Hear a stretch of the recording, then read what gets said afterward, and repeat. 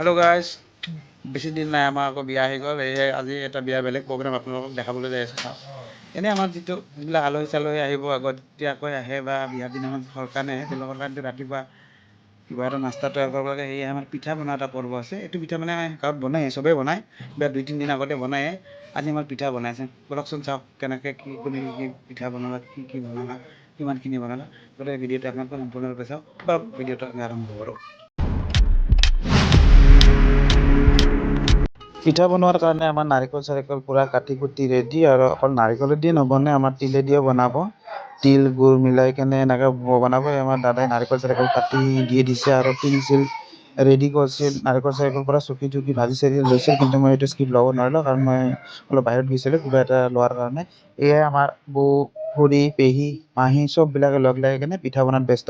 এই আমাৰ শুকনা পিঠা আৰম্ভ কৰিছে। এই বগা বগা পিঠাটোক আমি শুকনা পিঠা বুলি কওঁ। আপোনালোকে বা কি কয় কমেণ্টত জনাবচোন, এই পিঠাটোক কি বুলি কয়। আৰু এই যে ক'লা ক'লা দেখিছে, এইটো আমাৰ তিল আৰু গুৰ মিঠাই দি কেনে পাগাই কেনে এইটো অলপ ক্ষীৰ টাইপৰ বনাইছে। ইয়াতে মাজত দি দিছে, কাৰণ এই শুকনা পিঠাটো আমি নাৰিকল দি এইটো কাৰণতে কৰা নাই, কাৰণ এই পিঠাটো আমি বেছি দিন ৰাখিব লাগিব।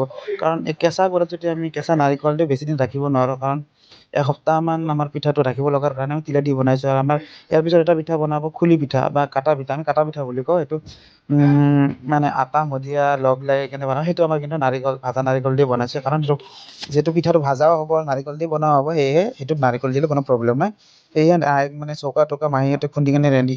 কাৰণ মানুহ বেছি হ'ল, যাৰ কাৰণে 2টা চৌকাত কাম নহ'ল, আৰু এটা চৌকা বনাব লগা হ'ল। এই পূৰা ব্যস্ত আৰু বিয়া মানে বিয়া বুলি ক'লে এটা জোচে বেলেগ। এনেকৈ আমাৰ চবেই মানে গাঁৱৰ মানুহ আশে পাশে যিমানখিনি আছে চব মানে পিঠা বনোৱাত ব্যস্ত। মানে আমাৰ গাঁও অঞ্চলত বিয়া বাৰু হ'লে সপ্তাহ দিন বা 5-6 দিন আগতে পিঠা বনোৱা এটা পৰ্ব থাকে। কাৰণ আলহী চালহী আহেতো, কিমান আৰু কিনা বিস্কুট চিস্কুট দি চাহ তাহ দিব। গাঁৱৰ আলহী ঘৰত আহিলে মানে পিঠা যদি নিদিওঁ এইটো অসন্মান কৰা হয়। সেয়ে আমাক পিঠা লাগিবই। বলকচোন কি পিঠা বনাই চাওঁ, আৰু কিবা কিবি পিঠা বনাব যিবিলাক মই গোটেই দেখাব নোৱাৰিম।